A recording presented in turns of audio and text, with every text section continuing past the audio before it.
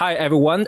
Today I have the honor of speaking with Professor Ervand Abrahamian, a renowned historian of Iran and Mid East history. Born in Tehran and educated at Oxford and Columbia, Professor Abrahamian has taught at prestigious institutions like Princeton, NYU, and Columbia. He is the author of several influential books such as Iran Between Two Revolutions and the Oil Crisis in Iran, providing very deep insight into the region's complex history. Professor, thank you so much for joining my show. Thank you for the invitation. Yeah, so I recently read your book, The 1953, The Coup, and I found that book really fascinating. I think anyone who are interested in Iran modern history should definitely read that book. And I found, like, given your extensive research on that coup, how would you say it set the stage for the modern US and Iran relationships? Well, it's the background to it, but I don't think it sort of fixes the inevitable conflict between Iran and US. It was something that, of course, in Iran, people were aware of it. It doesn't mean that there was a ingrained anti-Americanism. Um, Mhm.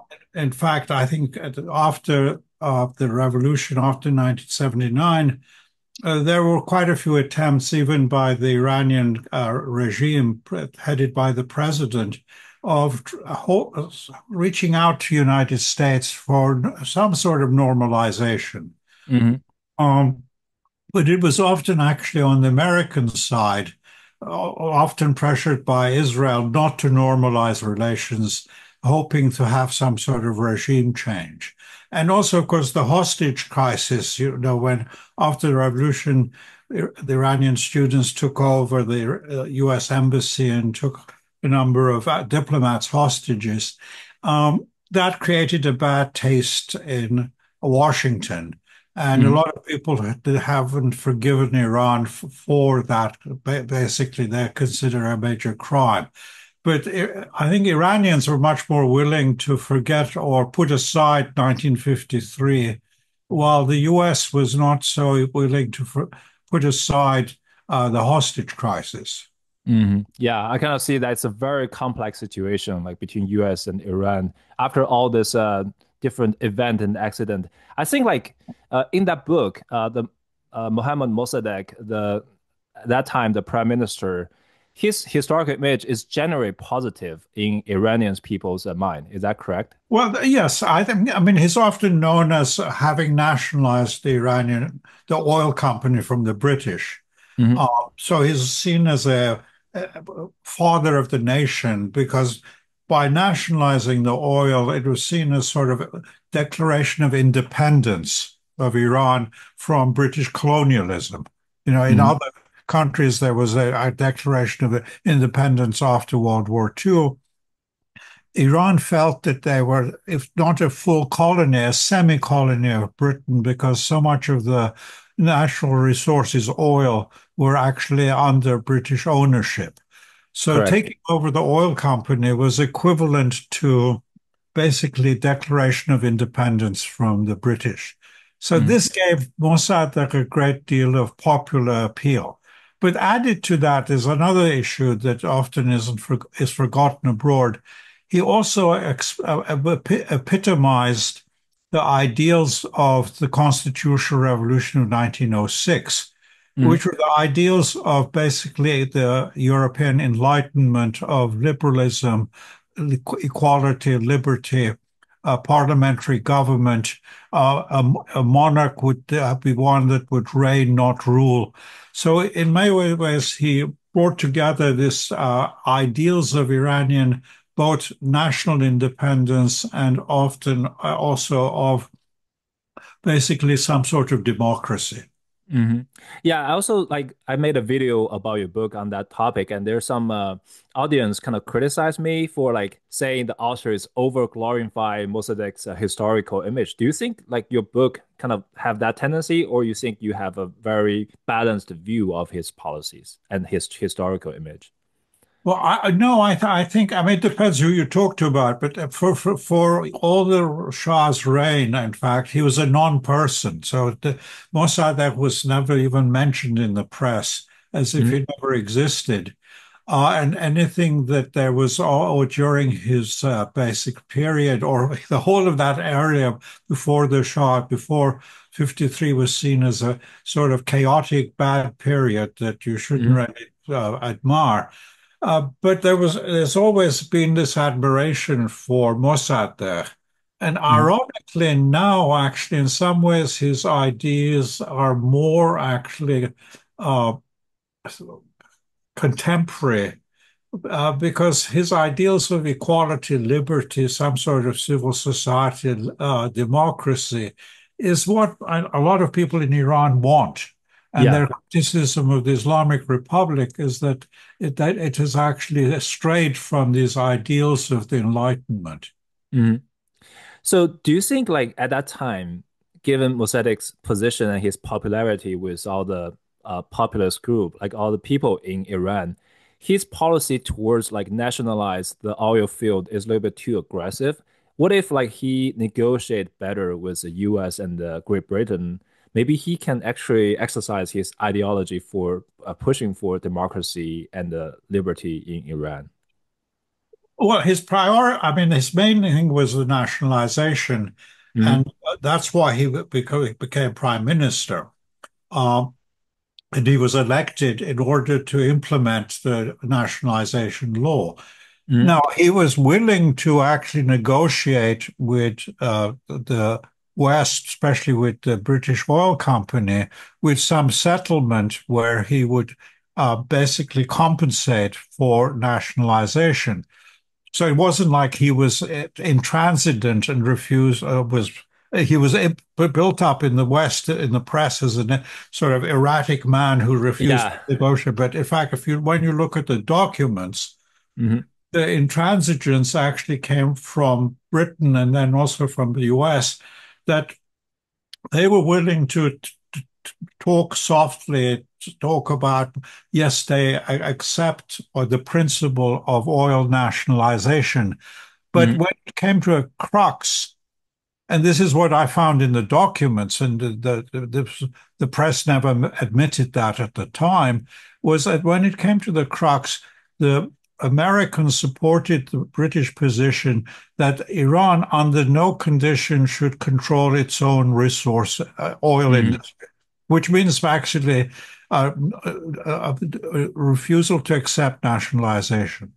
In fact, some oil executives in America said it would be even better for Iran to become communist rather than succeed in nationalizing oil. Really? So that actually contradicts to Americans' narrative because they were like saying, oh, that at that time the US government is afraid that Iran may fall into Soviet Union's, their communist wing. So they try to push this coup to kind of prevent that. Yes, I mean they said there wasn't really a coup, there was a counter coup because the communists were about to carry out a coup.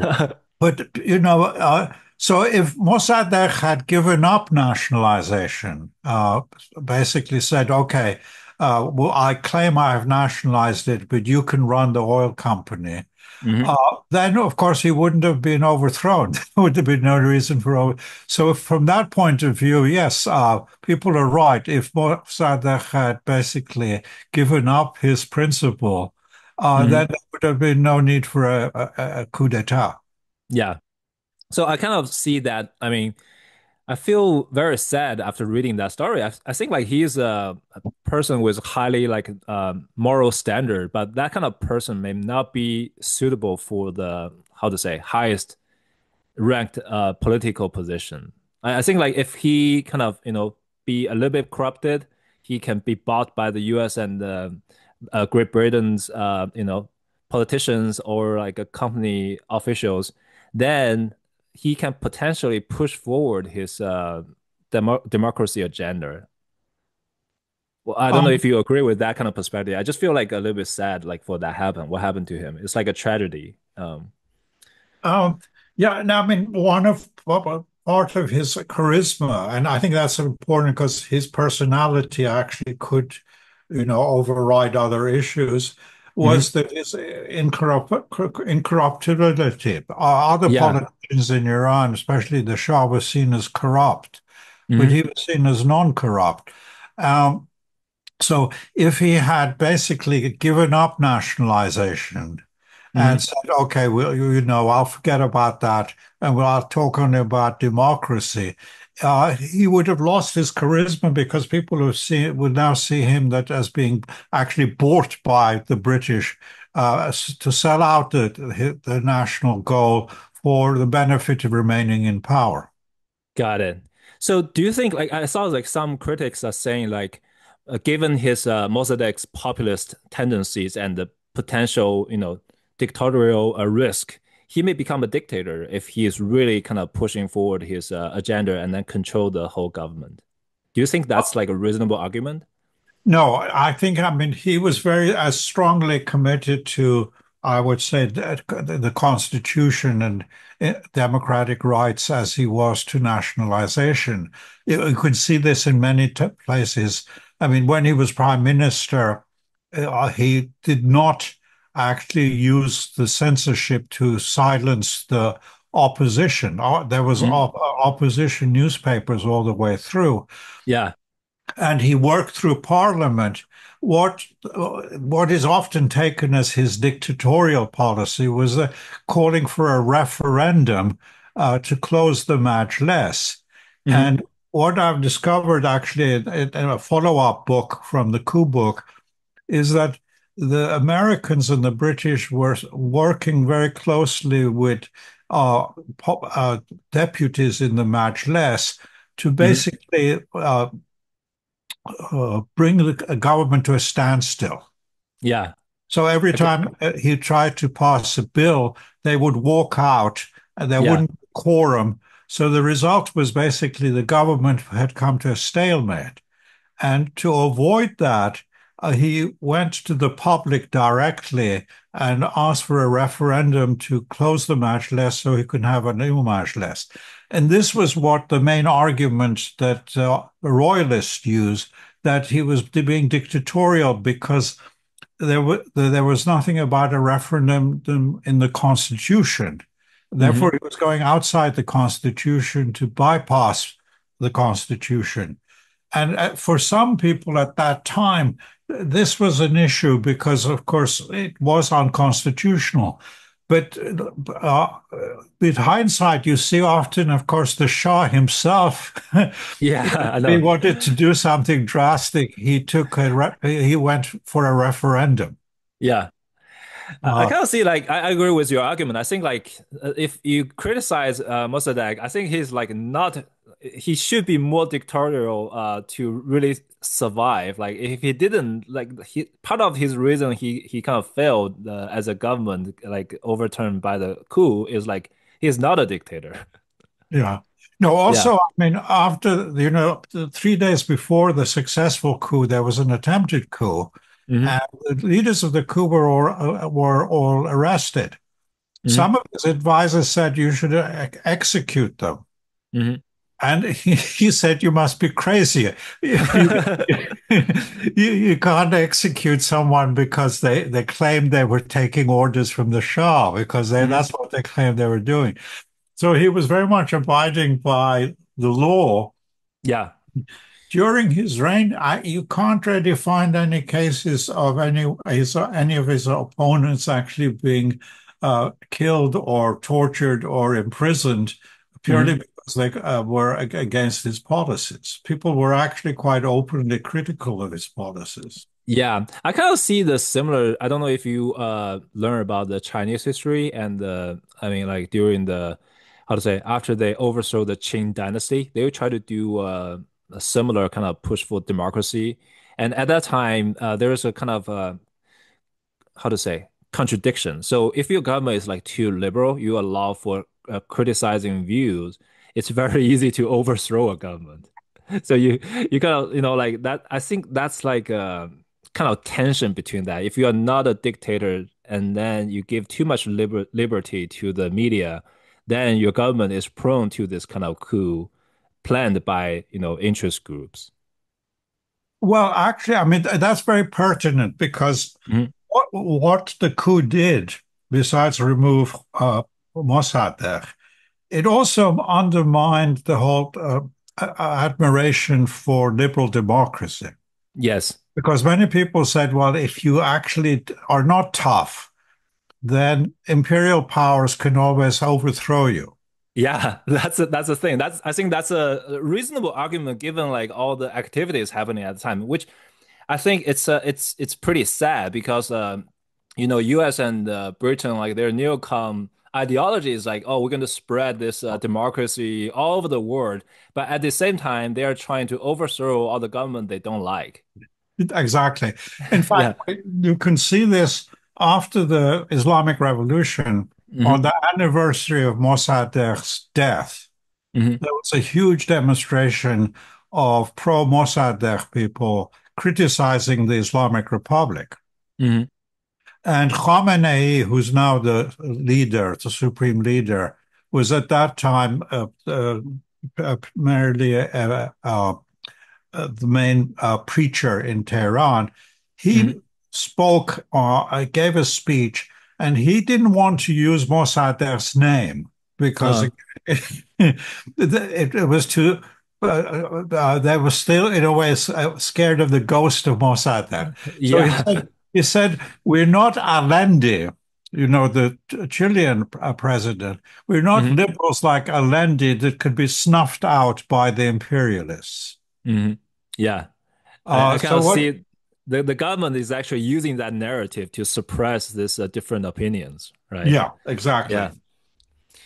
Yeah. So So, the costs of the coup are much more extensive than just purely the overthrow of Mossadegh. It created a real cultural, I think, shift. Um, mhm, and at that time, the new regime was willing to use it for their own purposes. I mean, exactly. uh, but now fast forward to 2025, people actually are much more savvy about that. Hmm. They still want the idea of some sort of individual rights and protection of the law. Hmm. Yeah. So I noticed like in your book, you basically kind of create this logic chain, right? Like the evidence chain for the assertion that the 1953 coup led to the 1979 revolution. Do you think there's enough evidence chain sufficient for this assertion? Well, I'm not arguing there's a direct link. I'm Hmm. going to say there's a long gap, the years between 53 and 79. But where the link is, I think, is that the coup undermined the legitimacy of primarily the monarchy, Hmm. because from then on, the monarchy was seen as the puppet of the imperial powers. Yes. And he was not only a puppet of the imperial powers, he was brought to power by the imperial powers to get rid of the national leader, Mossadegh. Hmm. So this became, I think, the Achilles heel of the monarch after 53. And the Shah actually is smart enough to be aware of this because Hmm. before 53, from 51 to 52, as soon as Mossadegh was prime minister, the Americans were advising the Shah to get rid of Mossadegh. They thought Yeah. he had the constitutional powers to do that. He didn't have it. But the Shah was smart enough to tell them, look, if I go against Mossadegh and oil nationalization, I will be undermining my monarchy and the legitimacy of the monarchy. He Yeah. kept saying that for 2 years. And the CIA wasn't really able to get the Shah to go along with the coup Hmm. until they used basically a threat. They said, we're going to go along with the coup. If you don't join the bandwagon, we have no guarantee that after the coup you will be king. One of your brothers might be king. Yeah. I kind of read that. Yeah.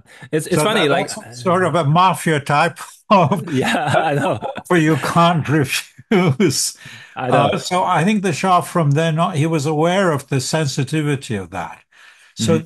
that in a way created I think a legitimacy problem for the monarchy. It Hmm. also actually undermined the constitutional movement of 1906 because the constitutional democracy was seen to have somehow failed there because of the coup. Hmm. So I think this created an incredible, because you can say, abyss for the regime. Yeah. Now, if you go back to Max Weber, I think here is pertinent. He doesn't talk about revolutions, but he talks a lot about legitimacy. Yes. For him, there are basically three types of legitimacy.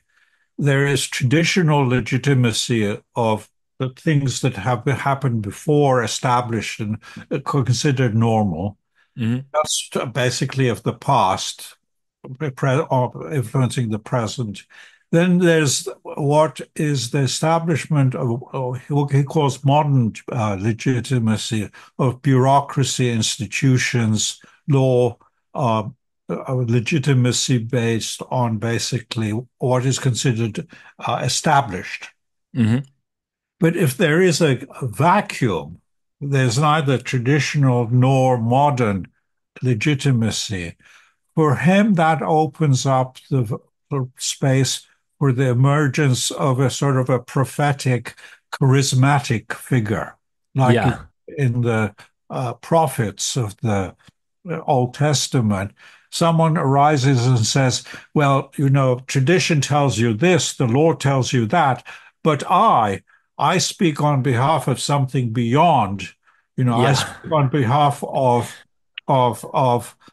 God, or in modern terms, I speak on behalf of history with a capital H, which might be Yeah. familiar to you.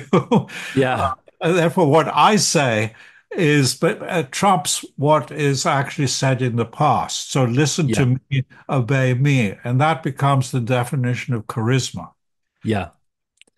I don't know if you recently followed the Twitter, like Shah's children, I think like it was very active on the internet, like kind of praising for US and Israel's attack on the Iran's facilities. And he is thinking about he may be kind of going back to Iran and rule the country again. Well, the lesson of Iraq actually is pertinent here. There were many people from the old regimes in Iraq thought that when the Americans will liberate Iraq and they will become the new rulers of Iraq. It didn't Uh-huh. work out. People like Chalabi then later Yeah. accused of actually being Iranian agents trying to entice America to go into Iraq so they could destroy Saddam Hussein. Yeah, I know. So, I think like there's some critics saying that you identify as a leftist historians, and they think like yeah, because you kind of look from the leftist angle, your analytical framework will always be kind of um, blaming the imperialist aggressions instead of like really considering the geopolitical motives, complex situations. Well, how do you kind of evaluate that kind of critics? I think you probably say that a lot as a historians. Yeah, I mean, often historians are accused of either being leftist or rightist or having a political agenda.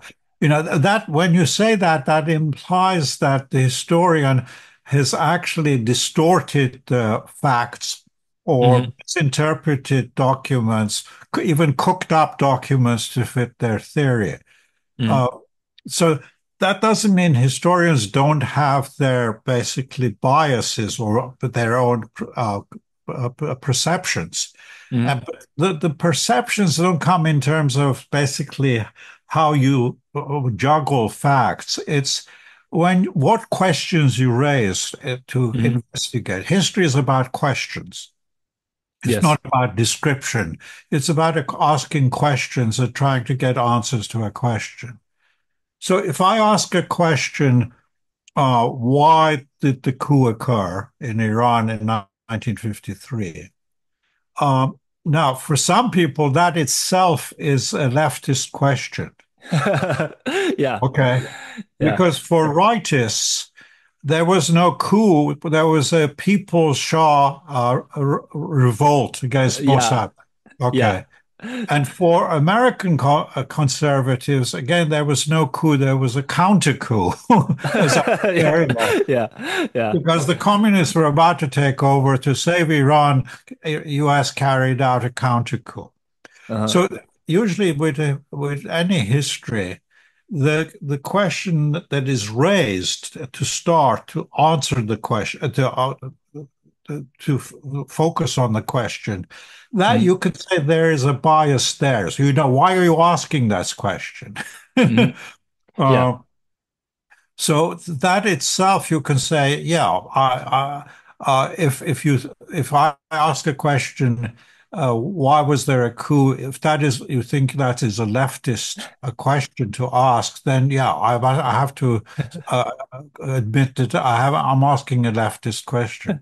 Yeah. So I'm just curious, like, how do you balance your political inclination and historical objectivity? Like as a historian, you definitely try to really provide a balanced view. How do you kind of fight your own bias or inclination inside your heart? Well, I mean, I take seriously if I find information that contradicts what I'm saying. Hmm.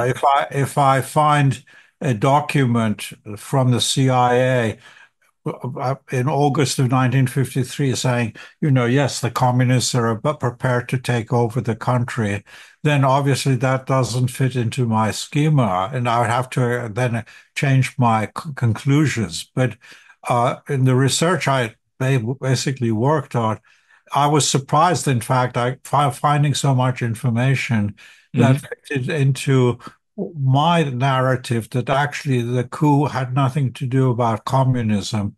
It had much to do about control over oil. Hmm. Yeah, I found your books really fascinating on that part because, I have a lot of stereotype before I read the book, but after reading that book, I think a lot of things make sense. So I actually want to shift the gear a little bit towards the current Iran situation. So, one of my reader audience, ask the question like, is today's Iranian primary and secondary schools textbooks, how did they portray the modern Iranian history, especially the revolution period? Like, who do they set as a positive figure and who do they set as a negative figure when they describe that part of the history? Like maybe from 1953 to a current time frame. Well, the narrative of the Islamic Republic is basically uh, fitting or distorting history to fit their own ideological position. For Hmm. them, the Islamic Revolution really started in 1963 when Khomeini opposed the Shah. Hmm. And therefore, the real opposition to the Shah was always the Islamic movement, Okay. So which they is never, true, but yeah. there were other elements there. And so they start basically, often in history, where you start talking is often sets to a conclusion of what you're going to end. So for them, the opposition to the Shah from before 63 was not important. Oh, okay. So basically, they don't talk about the 1953 coup then. Like they also try to avoid talk about the Mossadegh.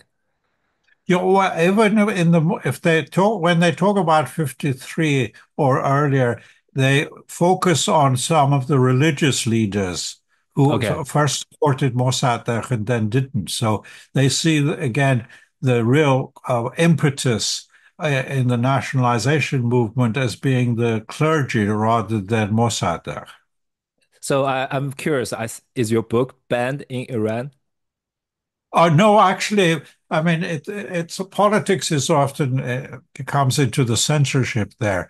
It originally was banned, and then when you had the election of Khatami, you may remember, who was the liberal president, Hmm. he liberalized the censorship, and Oh, really? oh yeah, and then so some of academics in Tehran actually had already translated the not but the earlier book, Iran Between Two Revolutions. So as soon as that Khatami came in, the book Iran Between Two Revolutions was published and actually quickly became a bestseller because they were not because it was good, because there was so little published on Iranian history. Yeah, People were starving to know what had happened in the past. So yeah. uh, that was, and then well, more recently, the book on the coup was again during a more of an open period was translated and published. Yeah. It's interesting. So I know you are, how to say, a critics of the current government and like, the current policy as well, right? Like of the Iranian government. So it's interesting they kind of allow some of your book published in the country. Yeah, no, it's the censorship is not sort of rigid. It depends on who's the censor at that time, who's the president, and it shifts. That's So really interesting to know because it's a different from the experience I have in China. Like if we have a certain author, like his books is regarded as not political correct, his book and his name will be completely disappeared in the internet. So that's quite fascinating. Iran is actually having a different how to say degree of censorship inside the country. yeah, I mean, to give you an example of sort of flexibility or inconsistency, what word you want to use, is the follow-up book to the coup on the new documents came out from the Uh-huh. State Department on the 53 period. That book was translated by someone I know in Tehran. He took it to the censorship office. It's the Ministry of Guidance, and at first they vetoed it. And he said, well, what parts of the book will you object to? Uh-huh. They said, there's nothing we object to in the book. Our objection is the author. Uh, Okay. but a year later, the same Ministry of Guidance changed its position. So why is not clear. Okay. So it's now published. Okay, so it's now published now, like It is the new published. book. Yeah, it Okay, is. okay, Yeah. that's really fascinating. So the second question from my audience is like they're saying the he's saying Iranian politics seem to increasingly become militarized, with the former IRGC commanders now occupying key positions in both the government and the parliament. Do you see the guard still primarily serve the supreme leader, or it has evolved into a senior partner or even the main driver of the state policy? How do you think like the Iran may become, militarized government instead of current, regime? Yeah, I mean, the power structure is still very much in the Rahbar, the leader. I mean, often the Mhm. Western press calls him the supreme leader. Actually, he's known as the leader. So he has basically his key people in all the sensitive positions, especially the military. Mhm. You can't describe it yet as a military establishment. Mhm. Uh, but I would say the main instrument of power are the Revolutionary Guards. Mhm. So that I would say that's the main institution. But in terms of having some legitimacy, it's still based on basically the revolution of 79 and the idea that they represent a religion.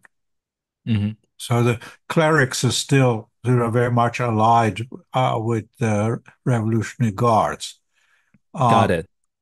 but if there things unravel and becomes worse, let's say Khamenei is assassinated, Mhm. then I think the real power will shift to the Revolutionary Guard. So it will become a military establishment. Gotcha. So the next question is like you have written extensively about the Chud party, like the communist wing in Iran, particularly in like the Pahlavi era. The Chud party actually allied with Khomeini only to be purged later. His question is, did the party have some viable alternatives course of action? Was that alliance a fatal miscalculation or unavoidable choice under that circumstance?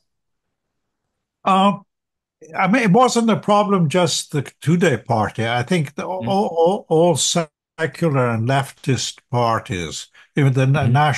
the nationalists who had this problem, once the revolution occurred, they expected somehow things would go back to 1953. You would have a Yeah. nationalist movement, you'd have a socialist movement, a communist movement.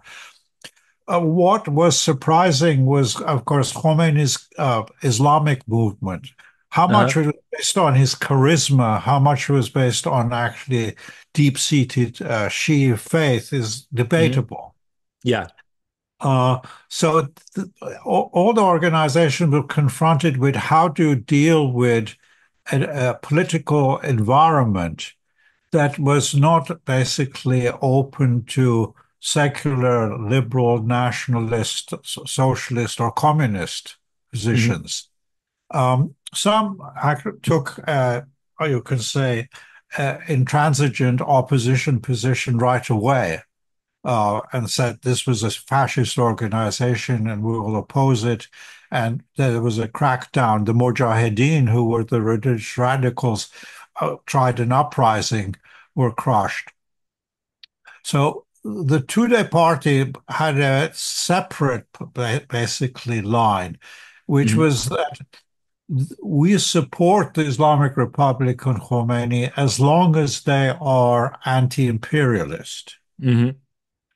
So even though they had a lot of basically qualms about the policies of the government, especially about women, about land reform, Mm-hmm. about property, respect for property, and so on.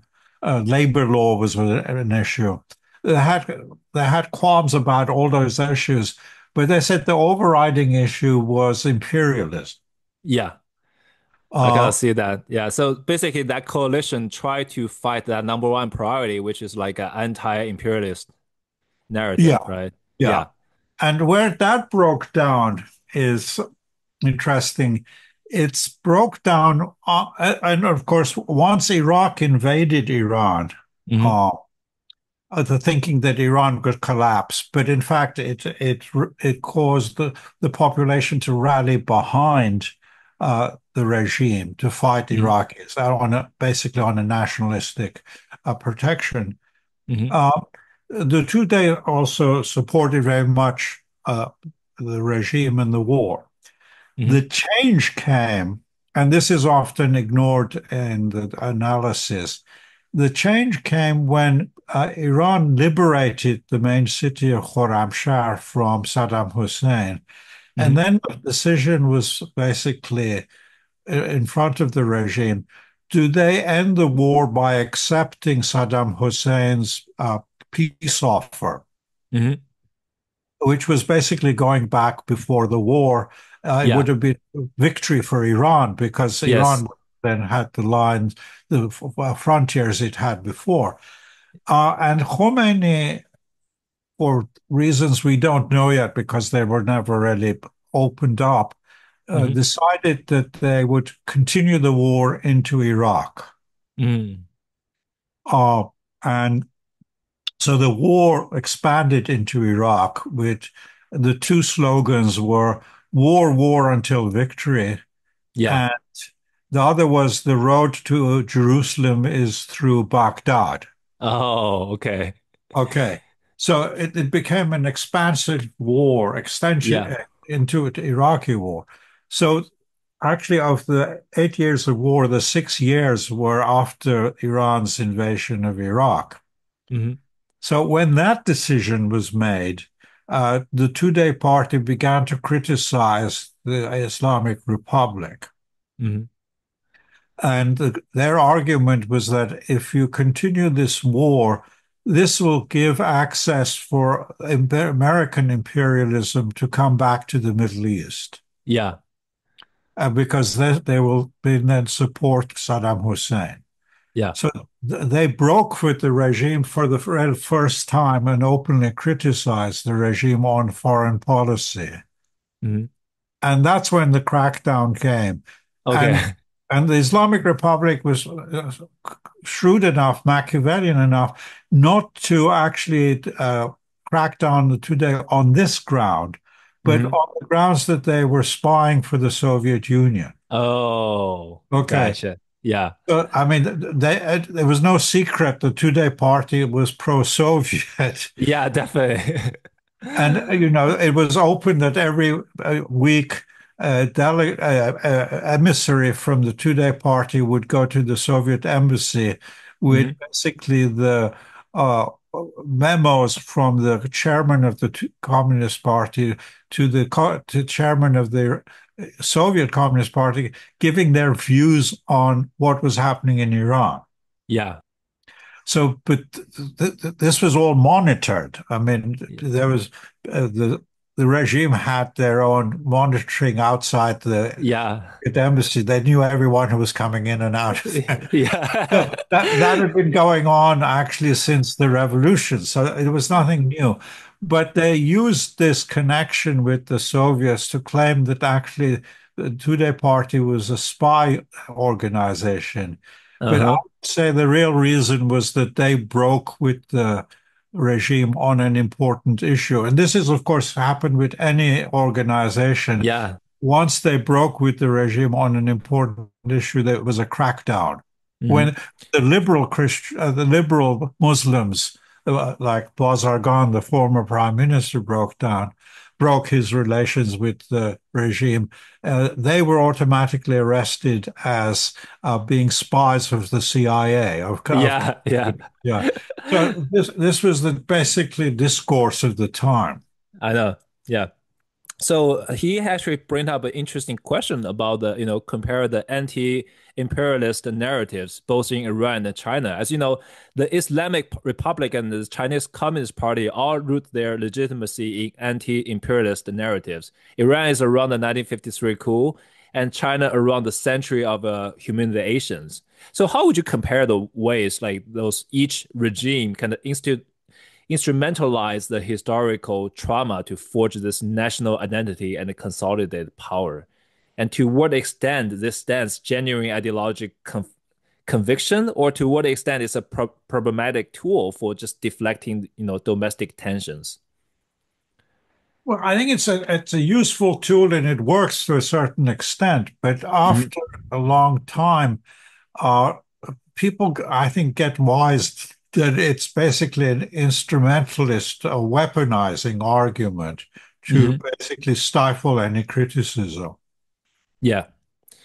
I'm Um, kind of curious about like I think the current US and Iran situation, particularly all the sanctions, all the bombing on the Iran facilities, that actually give the current government some legitimacy, right? Like they can use it as you see all the Western countries trying to kind of occupy us, and we need to rally behind the government to kind of protect our citizens. Do you think that's the case nowadays, like in Iran? yeah, and I think, I mean, the, some people who criticize the the regime, Hmm. uh, their argument is, well, if the regime was more flexible Hmm. and reached out, they could normalize relations. And this is where actually the Mossadegh whole debate comes in, because Yeah. people argue that they argue when are criticizing Mossadegh's inability to actually compromise Hmm. their so-called compromise. They're in a way targeting the Islamic Republic. Now, there are plenty of problems with the Islamic Republic's foreign policy.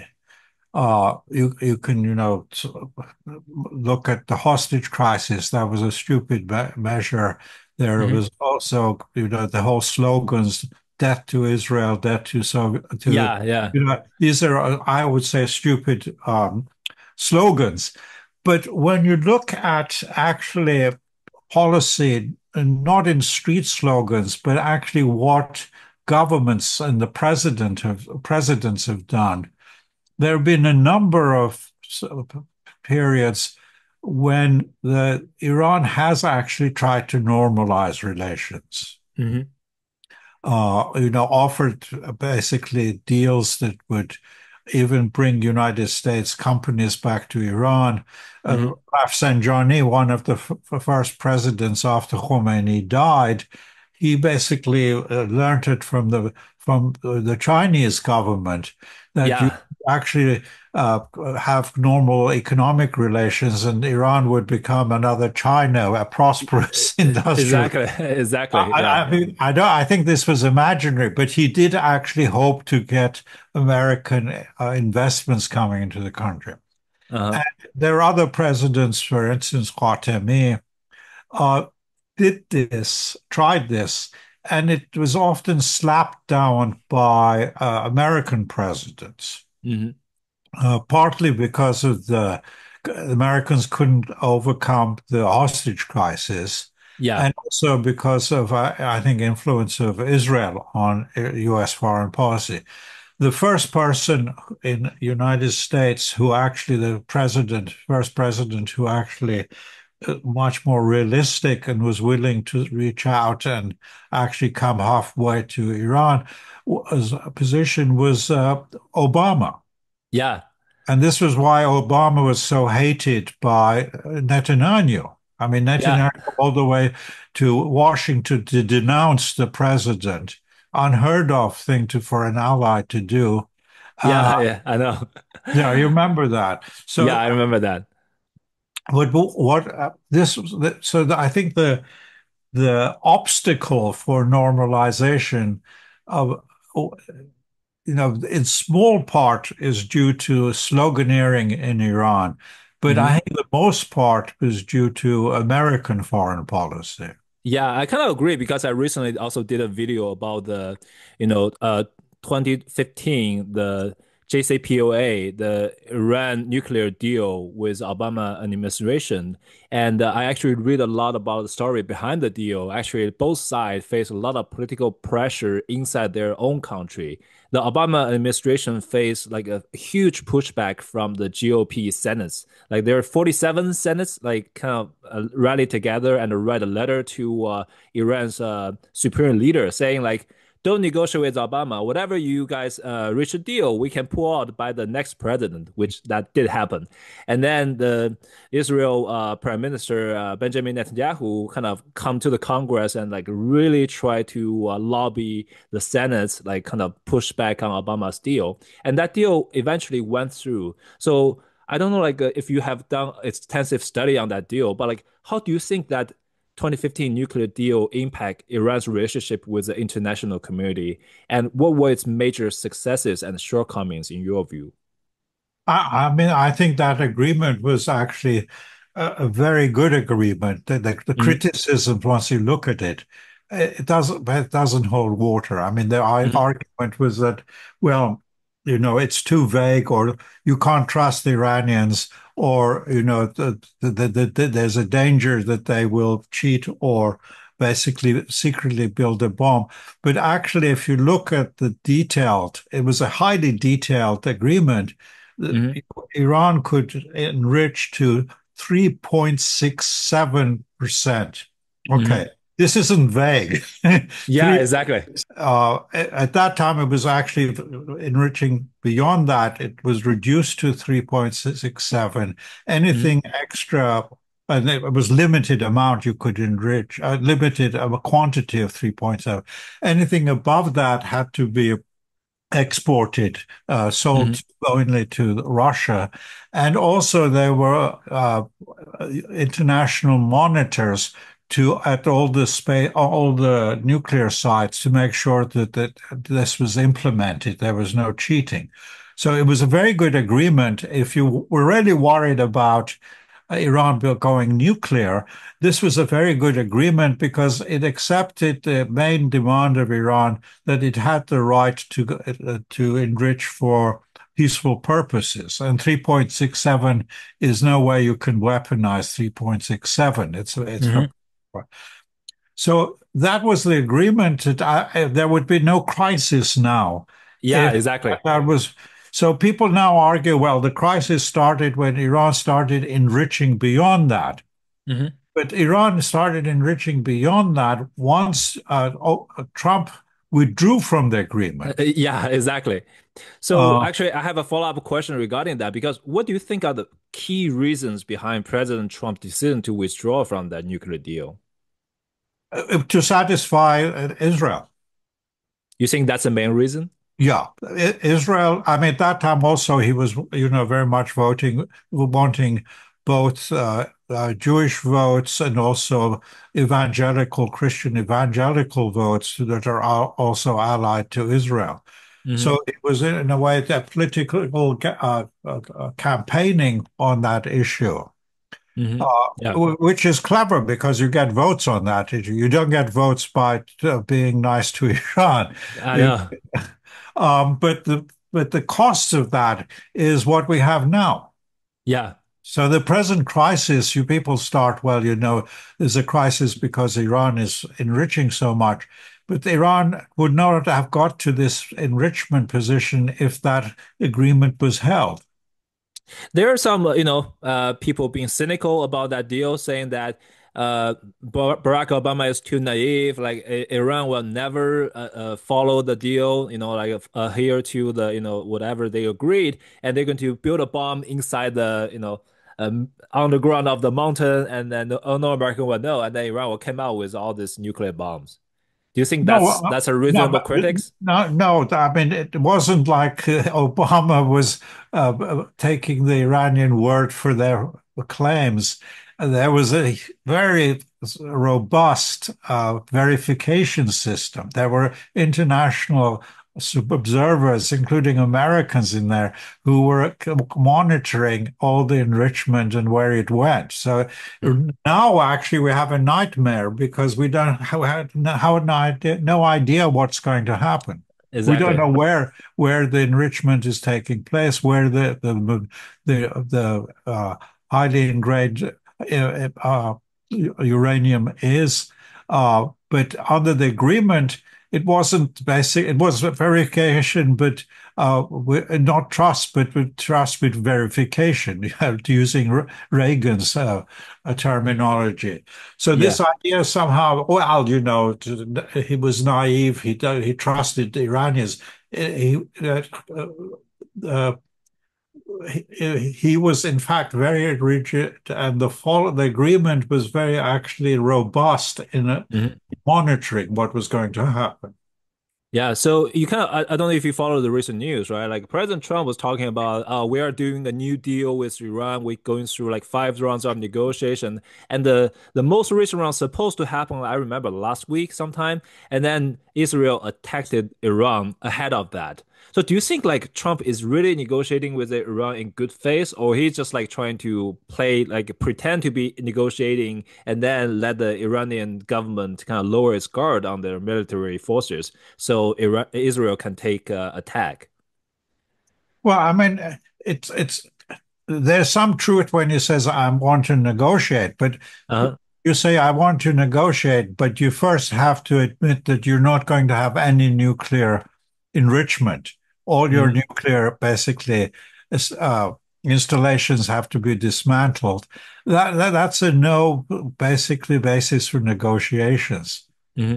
And that's the position, in fact, that before Obama, American presidents took. The So, reason Obama was mhm, able to make an agreement was mhm, he accepted Iran's basically position that Iran had the right to enrich and it could enrich, but with the qualification that it would not enrich and there would be verification that it wouldn't enrich for weapon level uh, mhm.